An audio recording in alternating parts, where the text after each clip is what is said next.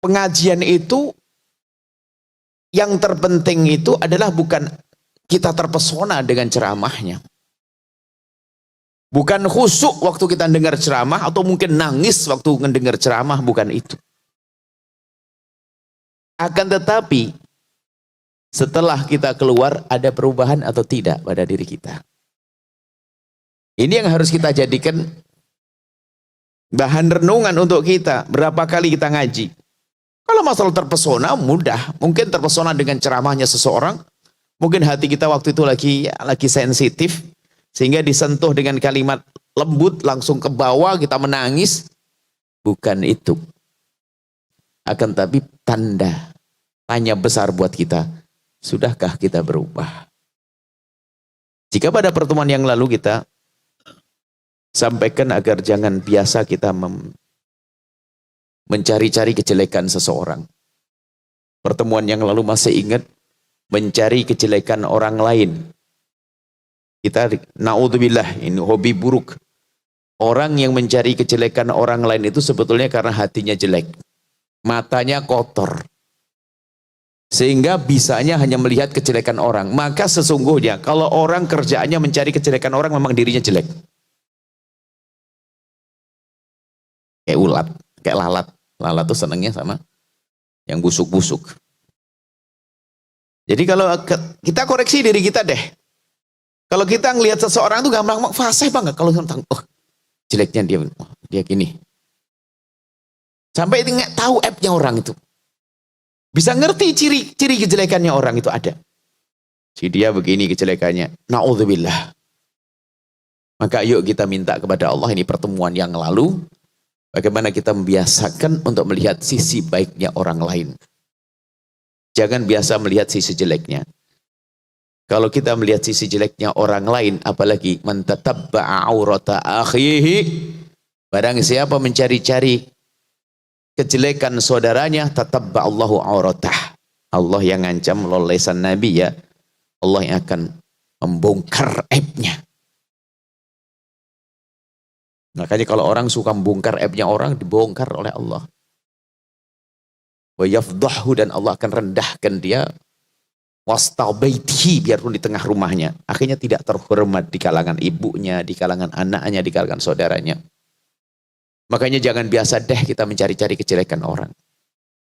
Akan tapi lihat, ada akhlak mulia yang diajarkan Nabi. Kalau kita melihat kejelekan seseorang, ini pertama, langkah pertama sebelum kita melanjutkan pelajaran selanjutnya.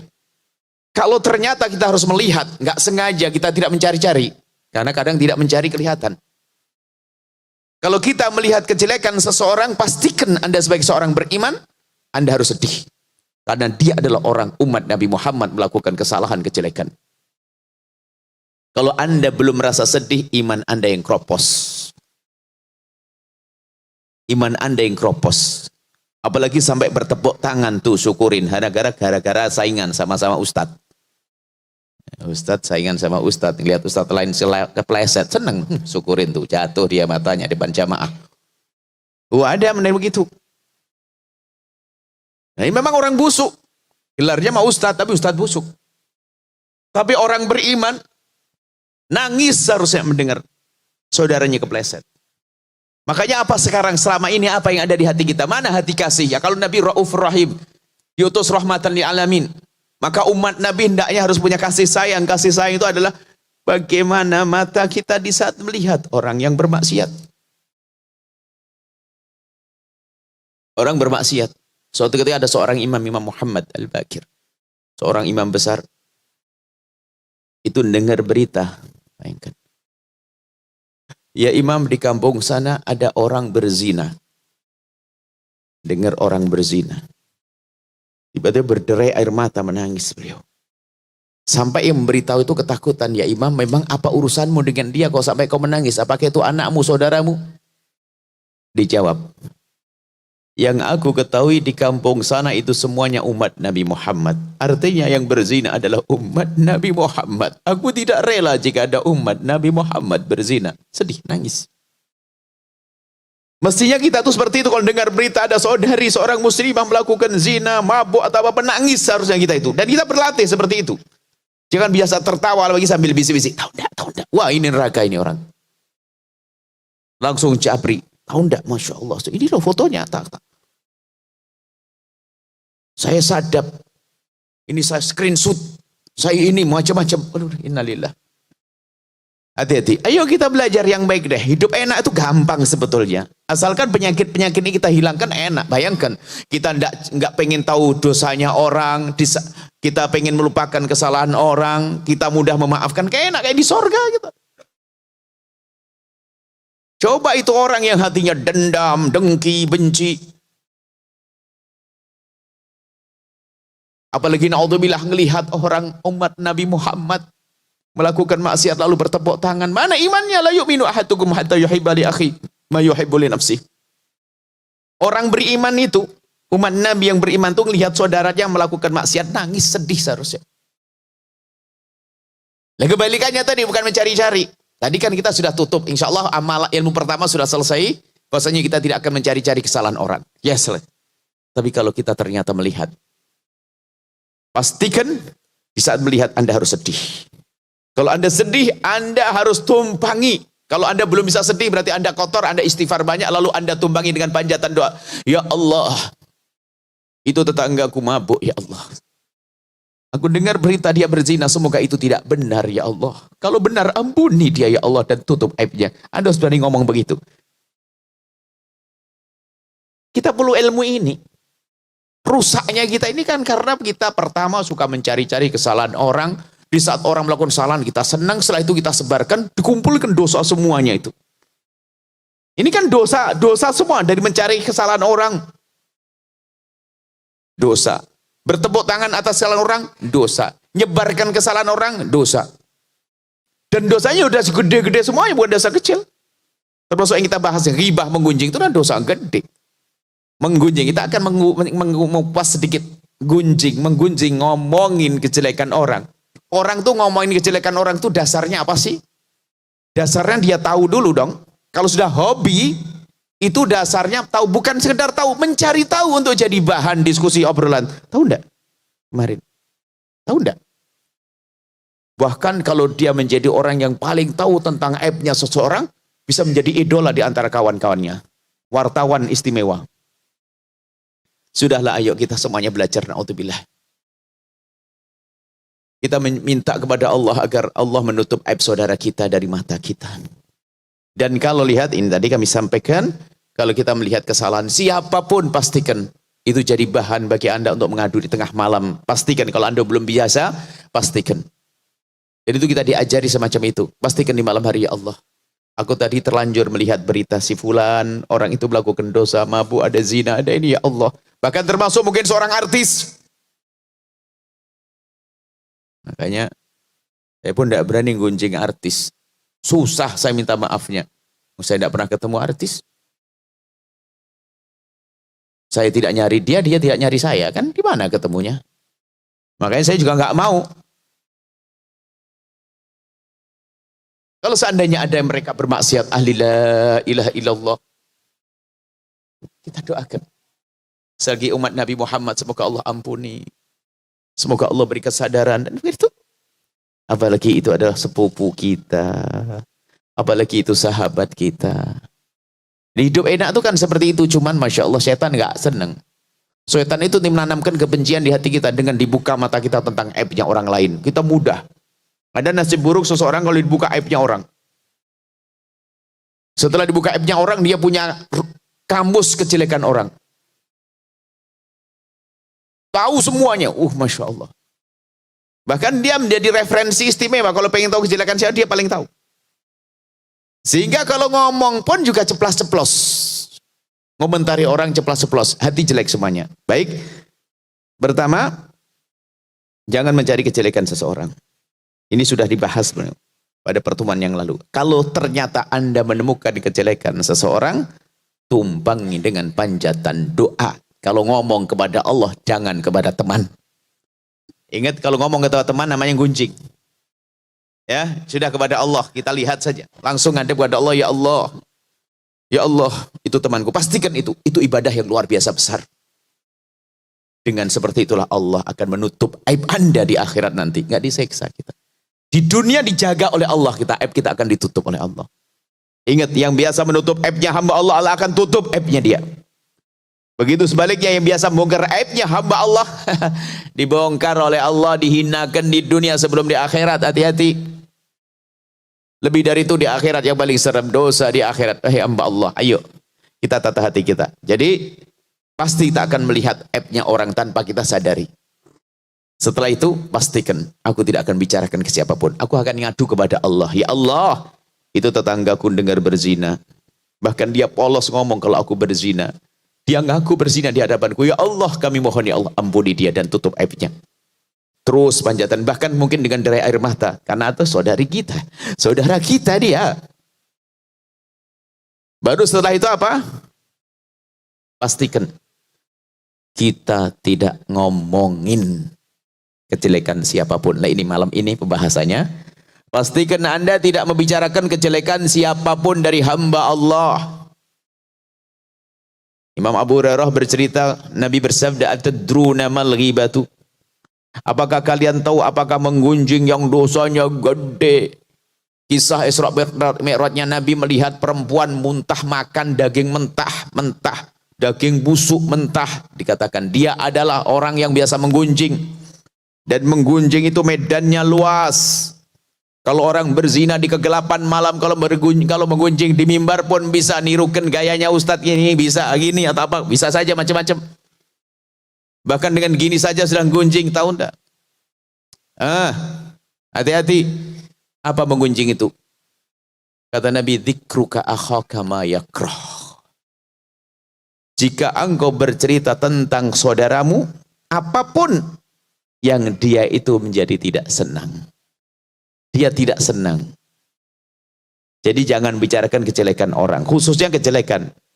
Biarpun itu bukan kejelekan yang haram, kalau dia tidak senang jangan ceritakan. Termasuk nyebut fisiknya. Ini ada hubungannya dengan menjaga perasaan orang. Kadang orang ngomongnya celekat-celekit. Al-muslim, seorang muslim, masalimal muslimu. Al-muslimu man salimal muslimuna min lisani wa yadihi. Orang muslim itu hendaknya orang muslim yang lain selamat dari lesannya dan tangannya.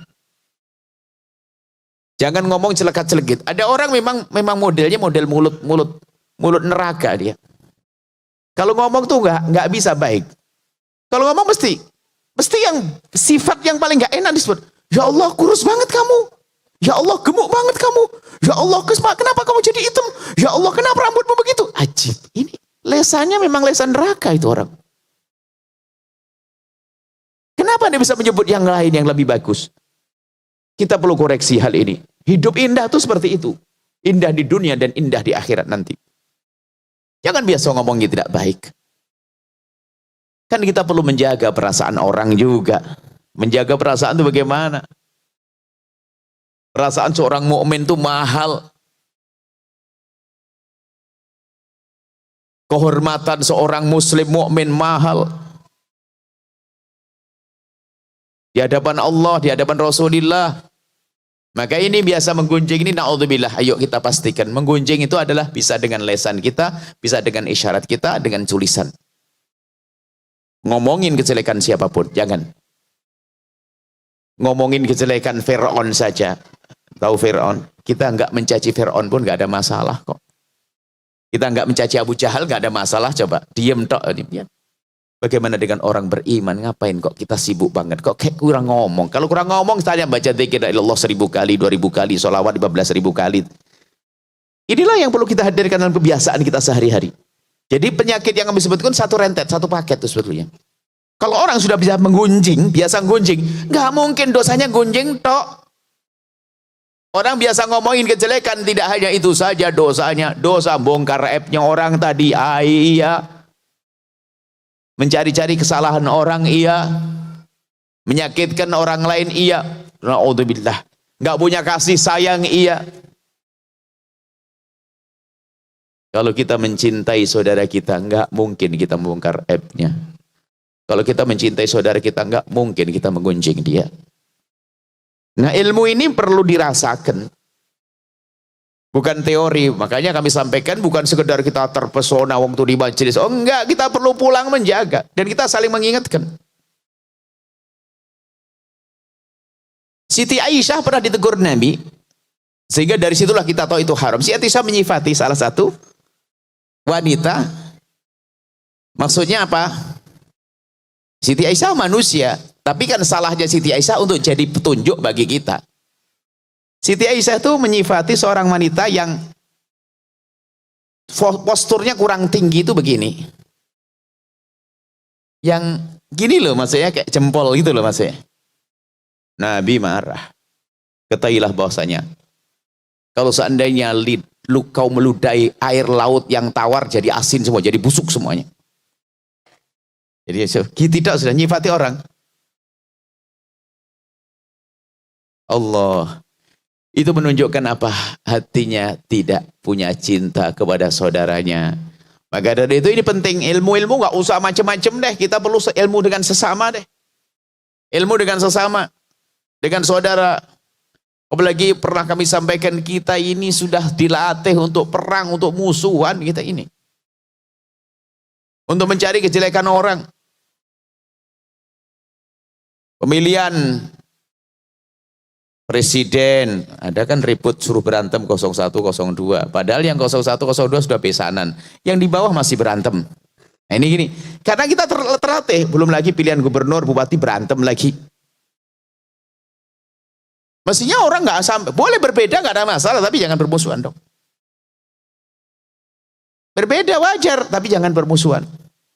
Sampai kita guyonan, ada calon, kalau seandainya ada calon bupati atau calon wali kota, cobalah. Kalau pengen sukses, cukuplah kamu cerita tentang program dan punya harapan. Tidak usah menjelekkan lawanmu lah. Ya kan? Tapi kan tim sukses kan nggak cukup mencari-cari kesalahan, kejelekan lawan untuk menjatuhkan. Kan begitu ya? Menjelekan. Padahal nggak perlu dia. Kalau memang dia orang baik, orang benar, cukup bahwa saya punya calon, punya program begini, selesai. Insya Allah mohon doa dan seterusnya. Tapi kan tim suksesnya kan tidak semuanya orang ngerti agama, langsung mencari. Wah, ketemu dia mau cacat di sini, kesalahan sini. Nah ini model-model berpolitik yang ngerusak hati ya begitu itu. Jadi kita sampai ada, kalau ada calon yang alhamdulillah kita tidak terlalu dekat-dekat dengan seperti itu, kita ingatkan kalau ketemu. Apakah tidak cukup kalau kita bicara tentang program kita yang baik, yang istimewa, nggak harus mencaci orang lain. Sebab kalau kita ngolok orang lain tentu ada yang sakit. Itu membuat benih permusuhan juga. Kalau saya mencaci si A, menjelekkan si A, bales dong dia. Dibongkar juga kesalahan kita. Siapa yang tidak salah? Ayo. Anda tidak tahu kami salah karena Anda jarang berkumpul dengan kami. Kalau Anda berkumpul dengan kami, itu akan menemukan kesalahan. Maka hidup kita kok nyari kesalahan orang? Tidak. Hidup kita adalah minta pengampunan dari Allah. Hidup kita menutupi kesalahan orang lain. Lalu kita memaafkan orang lain yang bersalah dengan kita. Itu kan kerjaan orang-orang mulia. Jadi dikatakan yang namanya kolbun salim, hati yang lapang itu bagaimana kita mudah memaafkan kesalahan orang. Bukan ngedendam. Kalau orang berbuat salah kepada kita, yuk kita doakan dengan kebaikan, gak rugi. Bahkan Allah akan membalas kepada kita dengan pengkabulan doa. Coba kan istimewa banget kita dicaci, diolok. Dicaci, diolok. Ini kebalikannya ya. Kalau tadi kita sudah jangan ngolok. Jangan mencaci. Jangan membahas kejelekan orang. Ini satu permasalahan. Tapi di sisi lain, kalau ada orang mencacimu dan mengolokmu bagaimana kira-kira? Ada orang membongkar aibmu bagaimana? Nggak usah pusing. Kita doakan doa kebaikan saja deh. Jangan sampai kita dibongkar aibnya oleh dia, kita terpengaruh. Bongkar aibnya juga. Berarti aku dengan dia sama-sama ahli neraka. Kan begitu. Kita sering terpengaruh. Ada orang suatu ketika kan tanya ke Nabi, ya Rasulullah, ada orang dia jahat kepada saya. Terus, kalau saya balas gimana? Ya kamu sama dengan dia. Agar menjadi istimewa, balaslah dengan kebaikan. Orang mencaci kita, mengolok kita dan sebagainya. Oke, kesempatan bagiku untuk menang di atas dia. Caci aku, olok aku sesuka hatimu. Tapi aku akan berdoa, ya Allah berikan kepadanya segala kebaikan. Ini akhlak mulia yang diajarkan oleh Nabi SAW.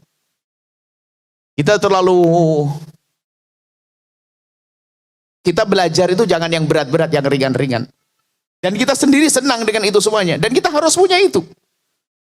Sebaliknya ada orang katanya ahli sholat, ahli ibadah, puasa Senin Kemis gak putus-putus, sampai puasa Daud sambung dan sebagainya. Masya Allah, tahajud, duha, ada sholawatnya banyak. Tapi Masya Allah, kalau ngomong celaka-celkit. Mana kebaikannya? Nabi menyebut orang begitu, la khaira fiha, enggak ada kebaikannya orang sebaik itu. Innaha min ahlin nari, perempuan itu termasuk ahli neraka. Jangan tertipu dengan ibadah Anda. Kalau belum bisa menjaga lisan Anda. Cuman lisan kan enggak serta-merta ngomong, lagi-lagi lisan sumbernya dari mata. Anda melihat orang, Anda dengar. Maka nanti yang perlu kita jaga telinga kita, maka jangan duduk sama orang suka gunjing juga, jangan mau dengar, jangan duduk sama orang yang suka beritakan tentang aibnya orang. Kalau Anda duduk dengan orang yang menggunjing, Anda ke bawah nanti. Baik. Intinya harus takut yang ini. Neraka hukumannya. Dan rusak hidup kita, naudzubillah, saling permusuhan, saling mencaci, saling olok dan sebagainya. Subhanallah, ini ilmu ini yang harus dihadirkan. Ilmunya para waliullah itu ilmu sederhana begini ini. Bukan ribuan sholat yang kita kerjakan, bukan ibadah-ibadah yang seperti itu. Ibadah mereka mungkin pas-pasan saja. Pas-pasannya mereka artinya. Cuma yang lebih penting bagi mereka adalah menjaga hati kita. Agar tidak keluar caci maki dari lisan kita. Agar tidak keluar gunjingan. Dosa kan di sini. Kalau masih ada kita simpan di hati, kita punya dendam, kita marah, kita simpan di hati, kemudian kita perangi, nggak jadi dosa kok. Bahkan kita perangi. Aku marah betul dengan dia, kurang ajar, tapi aku tidak boleh menampakkan, tidak boleh aku caci dia. Ya Allah, ya Allah. Oh, dia pahala itu. Selagi masih di hati, yang repot kalau sudah keluar di lisan. Baik, inilah yang perlu kami hadirkan dalam pertemuan-pertemuan akhir-akhir ini. Kita waktunya untuk benah hati. Dan itu ilmu berat. Bukan berarti yang ngomong ini sudah oke. Oh, belum. Justru pokoknya Anda kenali pokoknya. Kalau saya sering ngomong sesuatu itu berarti saya takut di situ. Saya ngomong gunjing. Kayaknya saya takut gunjing. Makanya jangan bertanya. Jangan sampai bertanya yang sifatnya gunjing. Ya, Buya, bagaimana pendapat Buya tentang artis itu? Ini kurang ajar ini, ngajari. Bagaimana pendapat tentang ustadz itu? Jangan pakai pendapat ustadz, sudah. Kita bicara yang lain-lain saja, benah diri deh, jangan ngomongin kejelekan orang. Maka majelis kita bebaskan dari itu. Dan juga kami ingatkan yang punya majelis, kami tahu bahasa ini punya majelis, perkumpulan majelis. Kami sampaikan kepada semuanya. Jika majelis Anda ingin lestari, damai dunia akhirat, tolong hindari majelis Anda untuk membincangkan kejelekan orang. Jangan digunakan untuk membincangkan kejelekan orang. Sebab sudah diancam oleh Allah. Kalau sudah membicarakan kejelekan orang, mencari-cari kejelekan orang, Allah akan rusak, hancurkan di tengah-tengahnya. Gak bisa lama. Bahkan di keluarga pun jadi berantakan. Tolong wahai hamba Allah, ayo. Mulai saat ini, kita rantai dari pertama. Jangan mencari kejelekan orang. Pastikan Anda tidak perlu mencari-cari. Pastikan di saat Anda mulai ada penyakit, ada orang hobi. Tangkas betul. Anda punya HP, di depan dia 2 menit langsung buka, dia tahu. Bahkan sak tafsirannya. Kalimat kepalanya dia ngerti, dia begitu. Dan dia bisa menerjemahkan. Ada orang yang cerdas begitu. Kalau ke rumahnya orang, buka buku itu yang paling pertama dibuka, ada buka agenda yang ada sini. Tahu dia buka sebentar, lap itu sudah tahu app-nya orang. Tolong, kalau Anda termasuk golongan ini, tobat kalau Anda pengen sengsara. Ayo, ada orang punya bakat begitu, naudzubillah, cekatan. Memang dia orang busuk. Tapi kalau orang hatinya bersih, di depannya nggak baca dia. Nggak ngerti. Loh, tadi baca enggak. Allah dijaga oleh Allah. Tapi si busuk lihat, cerdas banget tuh otaknya. Karena sudah komunikasi dengan iblis. Gampang tahu kejelekan orang. Naudzubillah. Tolong koreksi diri Anda, nggak usah nengok orang lain. Anda golongan yang mana? Kalau memang Anda golongan yang jelek, ada waktu untuk tobat malam ini. Kalau Anda golongan yang paling cepat pengen tahu, gampang tahu kejelekan orang, segera tobat. Sebelum dihinakan oleh Allah nanti di akhirat. Kemudian tadi terakhir, pastikan Anda tidak membicarakan kejelekan orang lain. Namanya ghibah, menggunjing. Menggunjing itu ngomongin kejelekan yang benar terjadi. Sampai itu dalam hadis kan bunyinya begini. Afara'aita in kana fihi ma'akul. Maksudnya, gimana ya Rasulullah? Kalau saya ngomongin kejelekan, memang dia melakukan. Maksudnya kalau ditegur, bener kok, memang dia bener kok. Kan gitu biasanya diingatkan. Jangan ngomongin dia. Memang bener, terus kenapa? Lah, itu namanya menggunjing. Fa in kana fihi ma taqulu, kalau yang kamu omongkan ini benar terjadi, faqad ikhtabtahu, maka engkau gunjing yang sengsara akibatnya neraka tadi. Fa ilam yakun fihi ma taqulu, kalau di situ enggak ada, faqad bahatahu, kau fitnah, kejem lagi kau, neraka juga. Waduh, serem. Menfitnah. Sudahlah, ini adalah kerjaan sekarang kan berita hoax, internet, gampang percaya kita. Di mana? Kita karena sudah biasa dengan media sosial, gampang ke bawah-bawah berita tentang kejelekan orang, tentang ustadz, tentang ini. Ya kan gampang percaya, saudara. Saya kalau dengar berita tentang kejelekan siapapun, saya tak tutup. Sudah tidak, saya ingin tahu. Saya takut rusak hati saya sehingga saya berubah di saat duduk dengan dia. Saya tidak bisa klarifikasi, tidak bisa tanya, saudara. Saya pengen ya Allah lihatkan kepada kami yang baik-baik, deh, biar hati saya senang, tidak susah.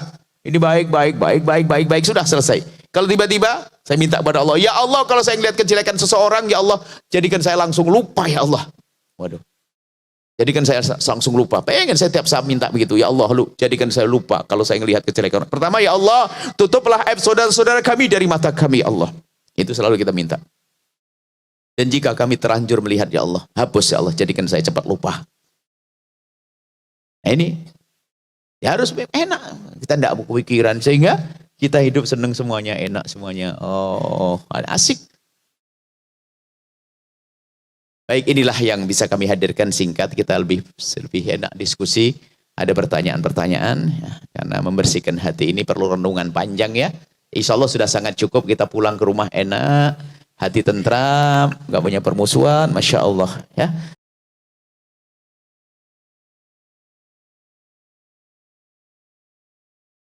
Sahabat Al-Bahjah TV, setelah menyaksikan video ini, jangan lupa bersolawat kepada baginda Nabi Muhammad. Shollu ala Nabi Muhammad. Allahumma sholli alaihi wa ala alihi wa sahbihi.